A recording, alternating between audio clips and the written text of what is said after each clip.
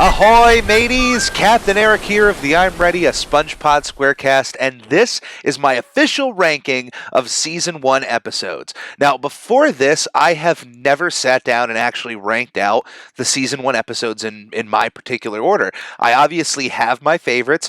I have ones that I would rather skip sometimes, but this is a first for me. Now, just for explanation purposes, I actually tried recording this a week ago for the very first time, completely off the cuff. Ranked all the episodes from 1 to 41, as you can see on the tier maker here. And I just really wasn't satisfied with the rankings because there were so many episodes that I just were kind of on the fence on either one or the other. But it's been a week. I gave it some thought. I looked through everything, and I think I am ready to actually just lay it down. What is my official ranking for this show? Now, let's say this first. This is my personal list of Season 1 episodes. I do not expect it to match yours 100%, and I don't expect everybody to just be in love with this. This is just my personal taste of SpongeBob humor, and everybody has their own, which is wonderful. It's one of the reasons why I love this show, is because all of you fans out there could look at these 41 episodes and find one that you absolutely love. That's the best part. They're all good. That's what kind of stinks of having a list like this, because they're all top tier episodes in my opinion. There are obviously some, like I said, I would skip once in a while, or maybe I wouldn't want to watch that day, but I love each and every one of them for their own special reason. And in the grand scheme of all SpongeBob episodes, these are still going to be closer to the top than they are at the bottom of that. So I don't want anybody to be offended at whatever number 41 is, or any of the ones in the bottom tiers. If they're at the top of your tier list, that's absolutely fantastic, and I agree with all of your lists. Wonderful. But in the comments below, let me know what you like, what you dislike about this listing. List out your episodes. Now, before we continue, I do want to give credit to NanoLeon3000 over at tiermaker.com, who put together this Season 1 tier list with all of the different title cards, and then, of course, the listing above, which, of course, goes usually in S to, like, D ranking. But for these purposes, I moved it over to the numbers. So at the top row, you're going to see 1 to 10, 11 to 20, so on and so forth. So no matter where you're watching or listening to this episode, if you go to the episode description, I will have the link right to this tier list so that you can make your own and then share it across the internet as you please. Originally, I wanted to get through this list as quick as possible. What was my real off-the-cuff thoughts of the very first season of SpongeBob? But honestly, now that we have all of the episodes here and we're kind of celebrating the first season, we're going to talk a little bit about each episode. Nothing really long, but just give it its credit, even if it falls low on the list here. Because, like I said, all of these episodes are fantastic. And of course, we are going to start this list right at Help Wanted. This is the pilot episode. This is the very first thing that anybody ever watched of SpongeBob SquarePants. The entire show hinges on the success of this episode. We get the debut of SpongeBob, Gary, Patrick, Mr. Krabs, Squidward, the Bargain Mart, the Krusty Krab. We don't even really delve that much into the Krabby Patty and its importance in Bikini Bottom. This episode is a gold standard for SpongeBob SquarePants, because without it, you don't get to anything that you might think is better, or even the episodes that you may think are worse. So this has to make it into the top 10. But I'm not going to reveal which spot it'll end up in the top 10. I have an idea. But right from Help Wanted staying in the top spot, this may be controversial to some. But the next episode we have here is Reef Blower. Now, in the first season and for the first few years of SpongeBob SquarePants, Reef Blower was an oddity. It was the one time that instead of having 2 segments in a single episode of SpongeBob SquarePants, it was 3 segments, and Reef Blower being the middle was this very short, voiceless episode of SpongeBob and Squidward.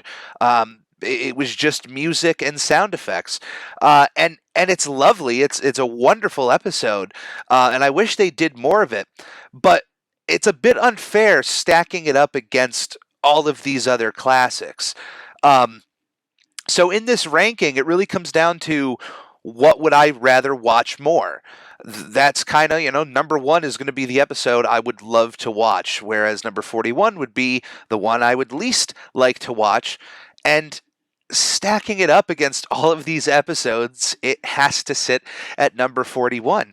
But let me just say, Reef Blower, even though it sits here at number 41 on my list, I would rather watch Reef Blower than a lot of the bad SpongeBob episodes. That when I say bad SpongeBob episodes, everybody watching this immediately thinks of one or two episodes that come to mind when you hear bad SpongeBob episodes. So there are a ton out there that I would rather watch Reef Blower over all of them. So I'm going to give credit where credit's due, and it's a concept. The idea of just like the mini-sode in between the two beefier episodes. I wish they did that more through these first few seasons. What other ideas could they have come up with? Because by the time they started doing that again, there was just different writers on the show, a different attitude. So this was like their one chance to do that with that original team. All right, next episode on the list is Tea at the Tree Dome. Of course, the episode in which SpongeBob meets Sandy Cheeks, understands where she comes from, how she lives underwater, and she becomes another friend in this group in Bikini Bottom. This episode I absolutely adore, and of course, don't let Camp Coral ruin this episode for you. Just treat Camp Coral like Dragon Ball fans treat Dragon Ball GT. You can treat it as canon if you want. You cannot treat it as canon. It's okay. It's totally fine. But this is a wonderful introduction for Sandy, and it is certainly a very humorous episode. Unfortunately, I don't think it's a top 10 in my book, but it falls right under there. There's still some great moments. Of course, SpongeBob being in the dome without his helmet is a wonderfully hilarious experience to see. You don't want to see him hurt, but his determination to try to be as fancy as possible is endearing. Next episode on the list is Bubble Stand. This is by far one of my favorite SpongeBob episodes of all time, bar none. And I gotta tell you, it is my absolute favorite of season one. We are filling that top spot right now. As I mentioned in the introduction of this, everybody has their own favorite kind of humor when it comes to SpongeBob SquarePants. They don't just have one brand of humor. There's so many different kinds of jokes that can resonate with so many different kinds of people. And my favorite humor in SpongeBob SquarePants is one that has been around since the beginning, which is simply SpongeBob and Patrick on Conch Street annoying Squidward. Not harming him, not physically hurting him or putting him in danger, just annoying him. It's like the Three Stooges to me. It's something that'll be funny from the first time I've seen it at 9 or 8 years old, all the way until I'm 80 years old. That kind of humor in this show will be funny for me for the rest of my life. And Bubble Stand is just my go-to for that humor. There's a few other episodes we're going to run into here that also kind of fall into that same category that will just make the top of the list because that's what I enjoy. The jokes in this whole episode, the fact that Squidward has counterfeit change on him, and the fact that eventually Squidward's desire to be included in the group, even though he says he despises him, will always get him in trouble. It works almost every time, and it's just a great go-to. I love seeing those kind of episodes, and even when they make jokes to that effect in Camp Coral, it was some of the best moments of that show is when it's just SpongeBob and Patrick annoying Squidward. So Bubble Stand gets the top spot. Next up is Ripped Pants. It is another fan favorite out there, but it's one of the episodes in this whole season that has dropped in my eyes as time has gone on. There's some episodes here that will never not be golden to me. And Ripped Pants is one of them that just unfortunately fell by the wayside. I have no explanation to it, but it's kind of middle of the road for me right now. I love the song. My favorite joke is SpongeBob yelling out "Ripped Pants" a la mode at the little snack stand there. And there's a few other great jokes in this episode. It's kind of sad to see SpongeBob get to the point of where he's faking death for the joke of ripping his pants. Like it is sad, and he does redeem himself with a wonderful song. But yeah, it's middle of the road for me these days.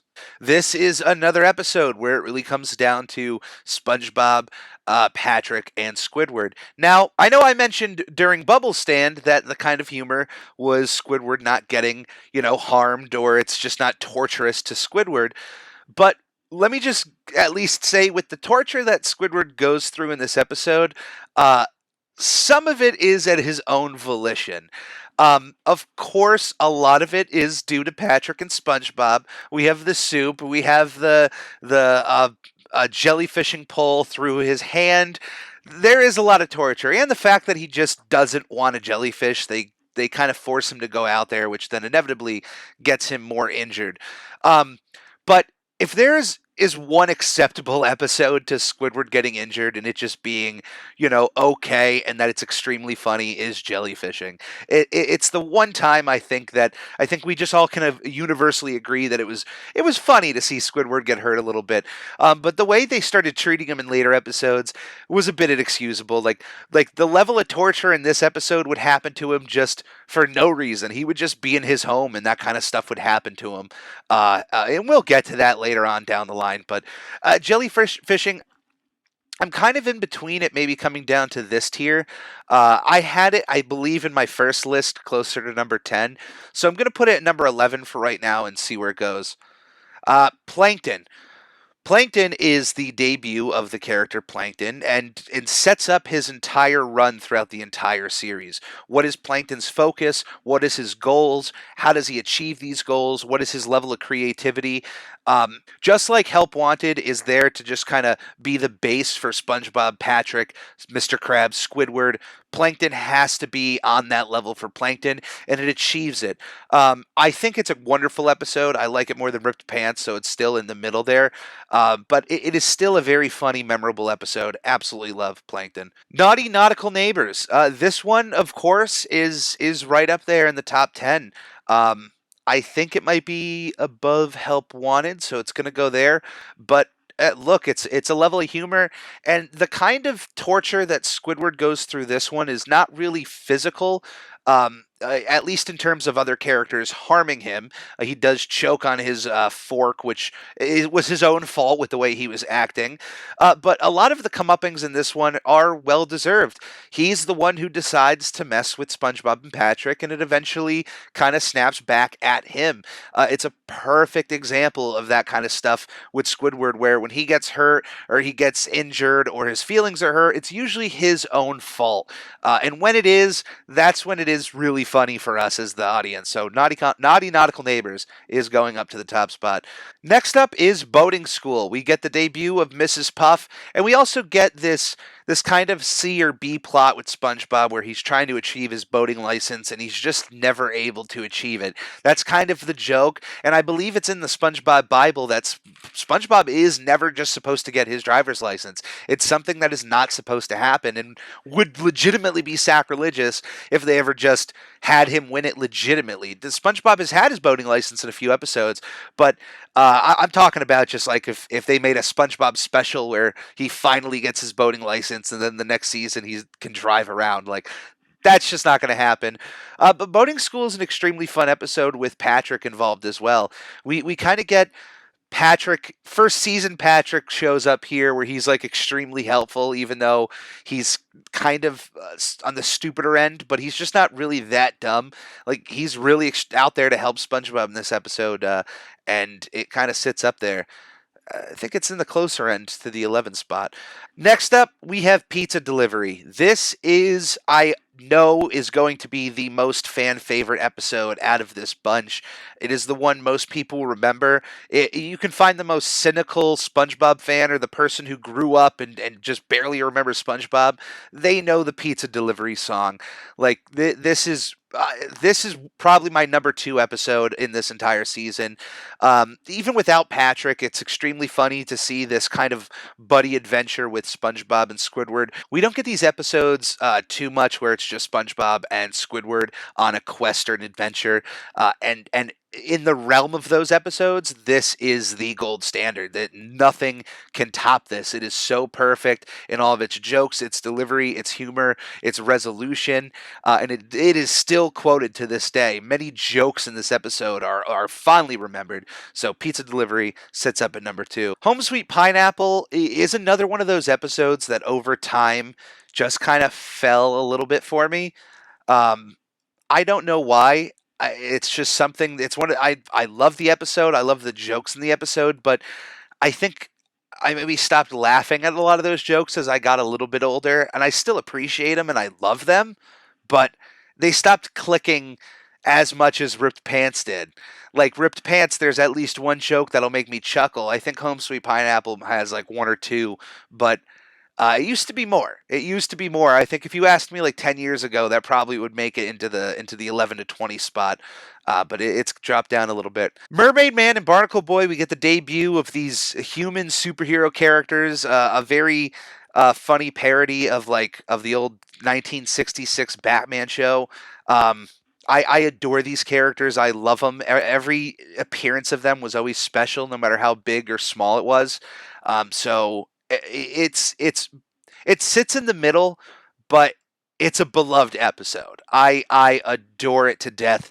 But it's not my favorite Mermaid Man and Barnacle Boy episode. I like it more than the second one. Um, but I think with the third one, they really knocked it out of the park. Next up is the episode Pickles, in which we get the debut of this antagonistic character named Bubble Bass who decides to come in and just mess with SpongeBob's mojo. I like what they've been doing with Bubble Bass in the more recent seasons. He's kind of become the comic book guy of Bikini Bottom, and I think that's so perfect for him. And I kind of wish they utilized him more in these first three seasons. But here he is in his debut episode with Pickles. It it's it's not a funny episode. Like there are certainly great jokes in there, um, and it's kind of fallen for me a lot. I would say out of all the episodes that I loved as a kid and where I am as an adult, it's one that I tend to skip. I don't like seeing SpongeBob tortured like that. I like the confidence that SpongeBob has as a fry cook, and I wish he showed more of that confidence here, and proving his worth as a fry cook, which he eventually does, but he has to physically touch Bubble Bass to prove that he was hiding the pickles. Where I wish he was just able to do it out of sheer determination of the patty, that it was so good he couldn't lie about it. I still love it. I love the episode. I love some of the sequences in it. I love Mr. Krabs kind of taking SpongeBob under his wing in like a Mr. Miyagi type role. It's still fun, but it sits low on the list, unfortunately. Hall Monitor. Hall Monitor is a wonderfully funny episode. It is absolutely hilarious to see SpongeBob just go nuts for an episode. He really gets stuck in his own head, in his own world, that wearing the hall monitor uniform for the boating school gives him authority throughout all of Bikini Bottom. And the fact that he wrangles Patrick into this, who also believes that a cone is an appropriate police uniform, and then when he shows the cops and they're laughing, absolutely joke to joke one of the funniest episodes in this entire show. Um, it is up there, and I think it passes Hall Monitor, Help Wanted. All right, next episode on our list is Jellyfish Jam. Of course, the episode in which SpongeBob brings home a wild jellyfish, and of course, you realize he shouldn't have done that pretty early on. This jellyfish he brings home loves to party. I love the party sequence with SpongeBob and the jellyfish. It's one of the best SpongeBob songs ever. Everybody could dance to that song.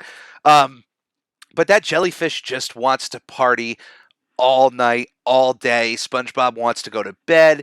The jellyfish doesn't want to go to bed, and then of course just betrays SpongeBob, brings in the entire colony of jellyfish into SpongeBob's home, and then just start going completely off the rails once the music is just destroyed by SpongeBob. Uh, Absolutely love this episode. I think it sits in the second tier spot there. I love it. Like the song and some of the jokes in here are funny enough. It definitely is one of the scariest scenes when the music breaks and the jellyfish are all angrily buzzing. Certainly terrifying. Don't bring home any wild jellyfish, people. Can you listen to me? Sandy's Rocket. This is, from what I understand, is the first episode in which we kind of understand just how scientific Sandy is. So of course we meet Sandy at Tea at the Tree Dome, but she doesn't, go into how much she's into science. And even if you think she was slightly into science there, you watched that episode, no one assumed she was, I have a rocket into science. Like that is a completely different level here. But we get SpongeBob trying to convince her to take her. But what we have here is SpongeBob trying to convince himself to take him on her trip to the moon. Patrick gets involved, convinces SpongeBob of aliens, and they should make the rocket alien proof. Patrick, of course, gets involved and convinces SpongeBob of the existence of aliens and that they need to alien proof Sandy's rocket. They accidentally take a trip around the moon, end up back in Bikini Bottom, but assume they've crash landed on the moon, in which they go alien hunting. It is an incredibly fun episode, and it's one of my go-tos for the Halloween time. I know that on this list we have episodes like Scaredy Pants and I Was a Teenage Gary, but this is one of my favorite like Halloween-esque episodes just because of the whole alien hunting sequence. The twins, oh my goodness. But where am I going to put this on my list? It's one of the ones I had a tough time with because I like it. I have a lot of praise for it, and it's one of those really far out episodes. I think it's going to sit more in the middle. I know it's sitting here in the middle. I gave it a lot of high praise. Now thinking about it, I think maybe it'll end up here. I kind of like when they do little far out episodes like that. If there's an episode, I've mentioned a few here that I loved as a kid and stopped liking as much as an adult. If there was one episode I can point to that fell the most for me, it would be Squeaky Boots. I think over time, I've grown to become Mr. Krabs in this situation where the sound of the boots has become irritating. I love this episode. I adore it. I love the squeaky boots. The May I Take Your Order sequence is hilarious. But if there was one episode out of here that I would still rather watch it than Reef Blower simply because there are some really good jokes in this episode. There are some really good moments. Um, it fell the most for me. I still love this episode. It would easily still be in my top 100 SpongeBob episodes, maybe even in the top 50. But yeah, Squeaky Boots is falling here. Nature Pants. I can't rank an episode that gave us two memes within the same second that low on my list. It is an absolutely hilarious episode, and it's another one where just SpongeBob just goes off the rails. It's kind of like Hall Monitor. One day he just wants to go and live freely amongst the jellyfish naked. The fact that he just announces this in front of all of his friends, strips down, and then runs off into the sunset, runs off into jellyfish fields. It's hilarious. It's an episode that'll always be funny. Like, I don't care how old you are, how long this is. If you're watching this video 50 years from now, 100 years from now, Nature Pants is still a funny episode. Sorry. Opposite Day. This is usually the episode I show people after I show them Bubble Stand and Pizza Delivery. It is my third favorite episode overall. It has the same energy as Bubble Stand, but it brings in a person into that same just like how crazy can things get on Con Street? It's not just Squidward witnessing SpongeBob and Patrick. You're bringing in a third party who gets duped. Mind you, this woman even praises Squidward's art, and he's not even there to see it. Like it's just SpongeBob Squidward, it's just Patrick Squidward, and then eventually we get Gary Squidward, which is the crescendo of this episode. I love this episode. It is one of my favorites of season one. I would even say on the right day, I think it's better than Pizza Delivery. And I'd say maybe even in the right part of the year, it might even be my number one episode. But I for right now, I think number three is a solid choice for it, and I will stick by it. Culture Shock. Culture Shock, I love as the episode here that is able to just kind of show you everybody in Bikini Bottom kind of getting together. I wish there were more characters in the Krusty Krab that night. I wish they would have had MermaidMan and BarnacleBoy there, for example. But the fact that we get all these faces under one roof and we get to see some talents from Pearl and Gary, and then eventually just the big moment of Squidward, being so despised by the crowd that even the sight of his hand is enough to quiet them, and the sight of SpongeBob's is enough to send them into a roaring cheers. I love this episode for SpongeBob. It's one of my favorites of season one, and it sits up there in the top. Fun. If there was another episode I would say is as remembered and prevalent as pizza delivery, I think Fun would be second to that. Everybody knows the Fun song. It is one of those classic episodes from the very first season. It's an iconic moment of you could put SpongeBob and Plankton together with Fun, and everybody understands exactly what that is. There's a Funko Pop made of SpongeBob and Plankton holding the Fun letters. If I have an alarm clock of SpongeBob and Plankton holding the Fun letters, and I'm not grabbing it because it's buried under some other stuff. But it's a big episode. Now, it's not near the top of number one or anything, but it's a solid top 10 episode. 100%. I will always love it. Muscle Bob Buff Pants. This is a outlier episode in all of these because it's one that shows us SpongeBob willing to lie, willing to deceive. We don't get to see SpongeBob do that a lot. And while it certainly is fun, he gets himself in some deep water. Like, he embarrasses himself in front of an entire crowd. I think he earned his comeuppance for showing off and lying to people.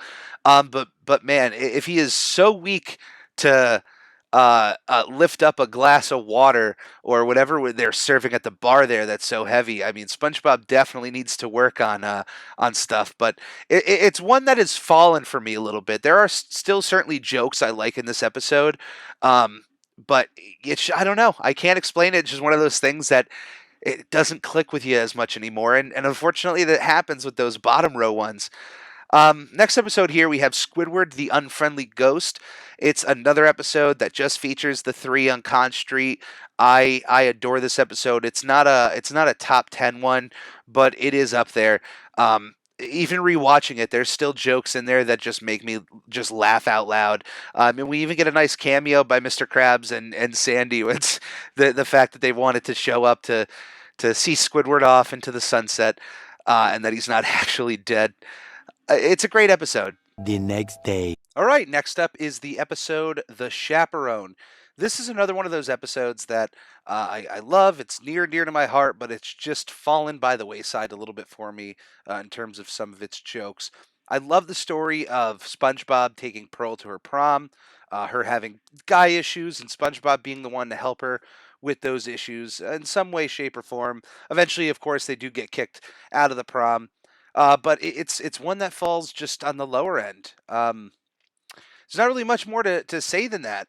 I do wish though that they were showing off more of Pearl's life as time goes on. I mean, we would get bits and pieces, maybe an episode on Pearl once a season. I thought it would be interesting to show more of her life in the school and whatnot. What does that look like in Bikini Bottom? At this point in the show. But I love the chaperone. I love, hey, when you got to get ready for the prom, you got to go long, tan, and handsome. It's what kills them every time. Next episode on our list is Employee of the Month. This is a rare episode in which we actually get to see Squidward try something. In this episode, SpongeBob is inevitably awarded another Employee of the Month, or is about to win one, and he kind of starts bragging about it. Squidward kind of knocking it out like, I don't need Employee of the Month. It's just a stupid picture on the wall. It means nothing. And then the competitive edge of Squidward comes out, and we get to see him actually try to be a good employee, try to make Employee of the Month, and we see this challenge between the two, which, to get the honor of Employee of the Month. If you're a fan of Squidward, if you've been watching Squidward from the sidelines this whole time as a fan and realize that he might be your favorite character, this is probably a favorite episode of yours because you really see Squidward go for it. And no, not SB129, Employee of the Month. That's why it sits up here, right in the top spots, because it's just an absolutely wonderful episode, and the lengths that the two of them are willing to go to stop each other from being a better employee is insane. Next episode is Scaredy Pants, SpongeBob's Halloween episode. I love it.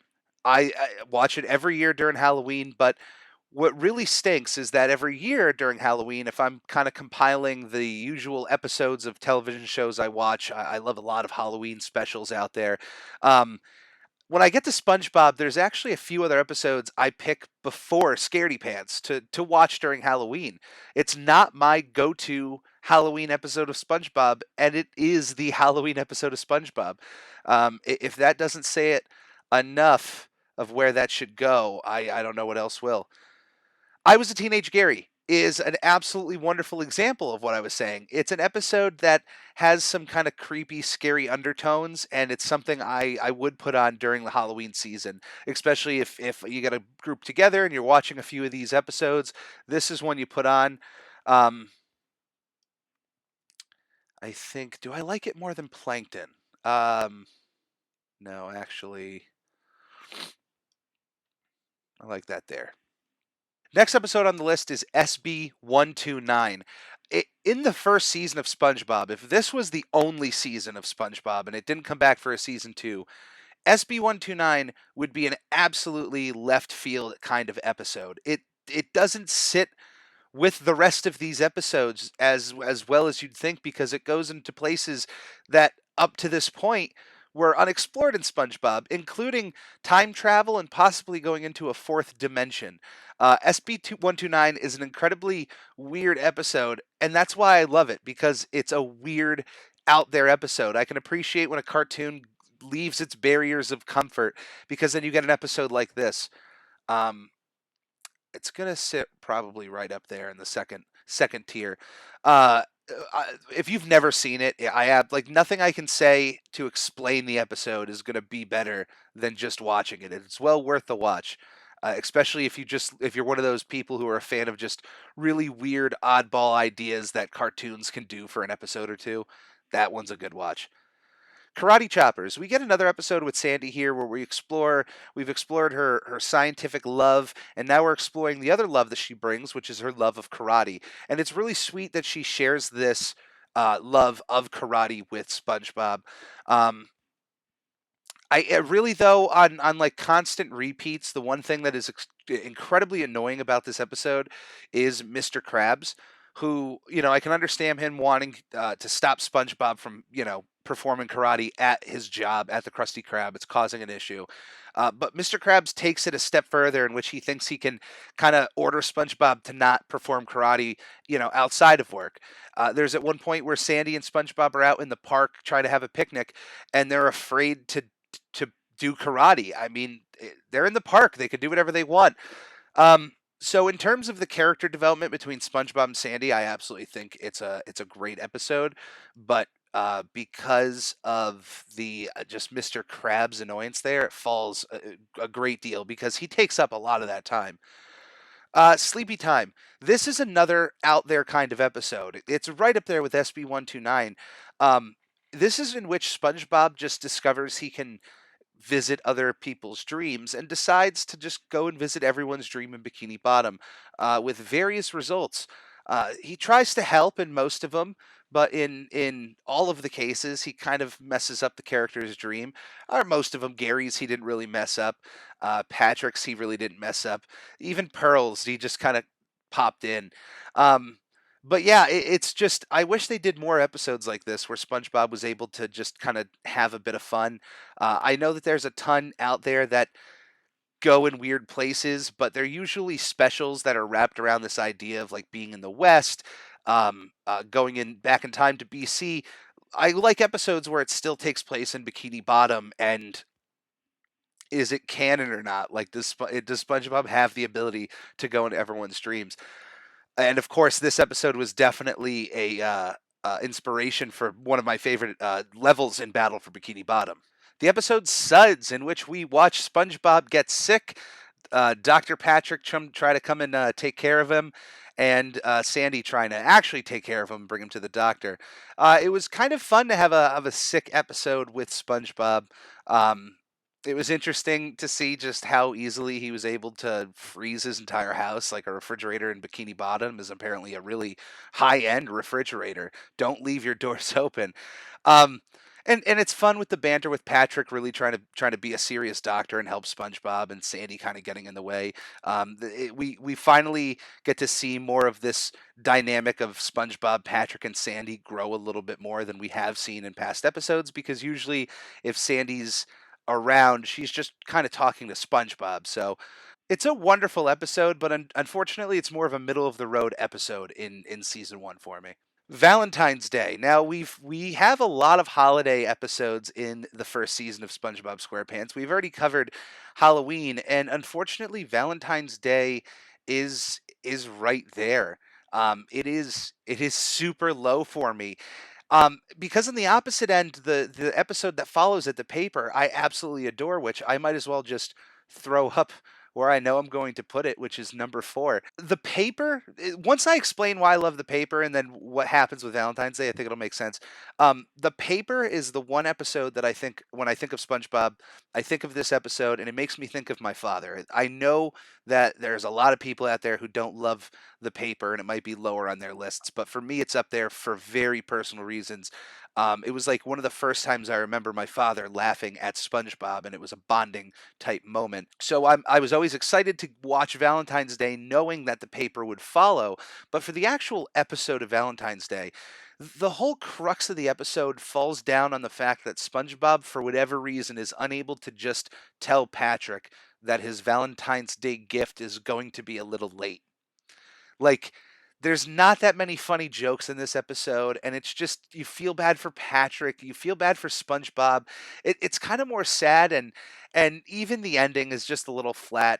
Just on rewatch, I think it may be even lower than Squeaky Boots, but honestly, just for how the how annoying those boots can be, I would I would put Valentine's Day above Squeaky Boots, absolutely, but it's really down there. And the paper is at number 4.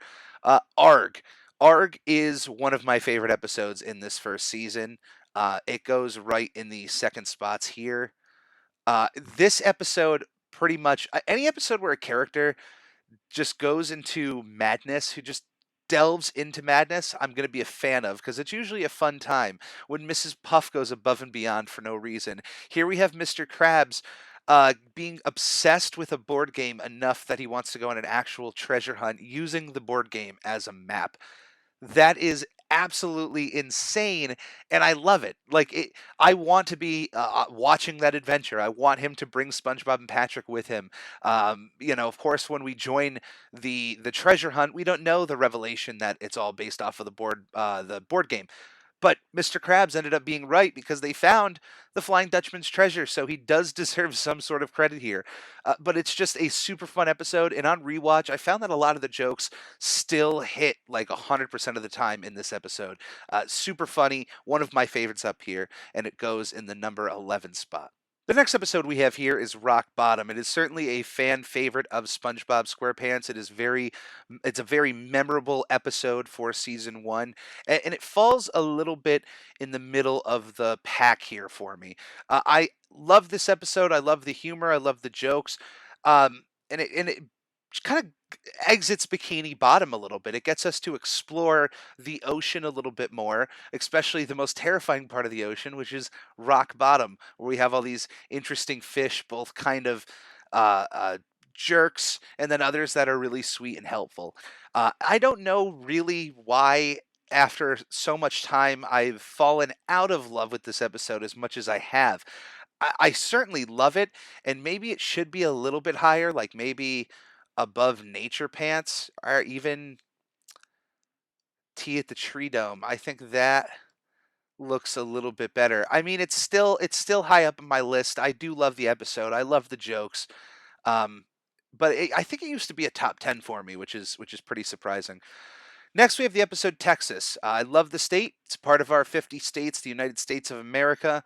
It's where Sandy comes from. And this episode deals with her kind of homesickness of being stuck underwater and missing Texas. She gets so sad, of course, that she just wants to leave. And SpongeBob and Patrick go through some very dastardly means to actually. They want to bring her to the Krusty Krab to throw her a party to show how much they appreciate her living in Bikini Bottom. And to get her to that party, they insult a lot of Texas, which of course makes for a lot of memes online. This is a very memed episode, but kind of sits up there with Karate Choppers in terms of Sandy episodes. None of the Sandy episodes really clicked as much as Tea at the Tree Dome, unfortunately. I don't know why. I think these episodes that were kind of focusing on her a little bit too much instead of just kind of bringing her in with the pack, just letting her go. I mean, there are episodes in the future, like I had, like some of my favorite episodes of SpongeBob include Sandy as a central plot point, but in season one, her like central episodes are a little bit weaker. Next, we have Walking Small, which is Plankton's kind of moment to shine. He's not just after the Krabby Patty secret formula in this episode. Of course, he still wants it, but he's trying to expand his business. He's trying to build another chum bucket on Muscle Beach and kind of ropes SpongeBob into taking advantage of some people. We finally get an episode where it's just kind of Plankton doing his own thing. It's most of the time when we see Plankton on screen, he's just trying to steal the formula. So having an episode where he's not doing that and he's trying to be successful on his own, I can get behind it. I love it. Sits right there in the middle. Next, we have our last holiday episode, which is the April Fool's episode, Fools in April. This is I love this episode, but this is one of the another ones that have just fallen down after so many years of watching. The beginning part with SpongeBob celebrating April Fool's Day, that part alone is hilarious. It stays up there. In some as some of the best SpongeBob moments in the history of the show. Once it turns to Squidward, the show just falls apart for me. The fact that Squidward gets to um, attack SpongeBob the way he did and put him through the kind of pain he did, and the kind of in your face moment is just that he apologized to SpongeBob in front of a lot of people. He doesn't really get his comeuppance, which there have been a few episodes we've passed in which Squidward received some sort of physical harm, maybe to SpongeBob, and maybe he, was due a kind of hit back on SpongeBob here, but um, I have fallen out of love with this episode. Maybe not as much as other ones, but kind of sits there right in the middle as well. Neptune Spatula. We get the debut of King Neptune. Now, it's not the King Neptune we know in the SpongeBob SquarePants movie, but it's the John O'Hurley King Neptune. John O'Hurley, who was Jay Peterman on Seinfeld, one of my favorite character actors. I love his voice. I love King Neptune in this episode. The message in this episode of quality is better than quantity. It sits true. Um, but it's kind of on the lower end for me. It kind of, I liked it when I was a kid, 100%. And on rewatch, there was just some things about it I didn't like. Maybe it was really the character. As much as I love the voice, the character of King Neptune just being as kind of uh, dumb as he was, it just didn't click the second time around. Or I mean, I've watched it more than two times. I've definitely watched it a bunch, but for the purposes of this show. Last two episodes. The first one, we have Hooky. SpongeBob and Patrick attend to the carnival, which happens to be a bunch of hooks hanging from the sky, of course, attached to fishermen's poles. They're trying to catch fish. Mr. Krabs tries to warn the boys about not hanging around the hooks. Of course, they don't heed his warning, and he must teach them a lesson. Of course, though, Patrick ends up in a tuna can by the end of this episode, and it's still funny. I think I might like it a little bit more than Ripped Pants. It sits up there. The humor is really there. The fact that Mr. Krabs goes through all the lengths he does to teach SpongeBob a lesson is really funny, and the pie ends up in SpongeBob's face. It was kind of rough seeing Patrick like be injured, but he's okay. He shows up in the next few episodes. It's fine. He's fine. But the last episode we have here is MermaidMan and BarnacleBoy II. Now, I clearly kept spots open down here, so I can't hide it that this sits on the bottom. I love the characters of MermaidMan and BarnacleBoy. I love this episode. It's just not as good as that first episode with the duo. But didn't even get to my favorite MermaidMan and BarnacleBoy episode, so don't think that first one is the pinnacle of those two superheroes. And this is my list. Once again, I want to thank tiermaker.com and I want to get his name one more time. Nano Leon 3000. Definitely go and check that out. Make your own tier list of SpongeBob episodes for season one. Upload it to YouTube. Tag me in it. Tag me on social media. I would love to see your tier list. I'd love to see where these episodes end up for you. If you would love to make the list, right in the comments below. If you're watching on any of the video services, you can absolutely do that. Like me on Facebook, follow us on Twitter, follow us on Instagram, SpongeBob Podcast, I'm Ready Podcast.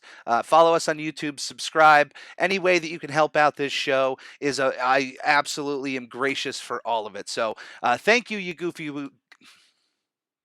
So thank you. So thank you for hopping on the ship on this episode. Thank you for joining the Ready crew, and we'll see you next time, you goofy goobers.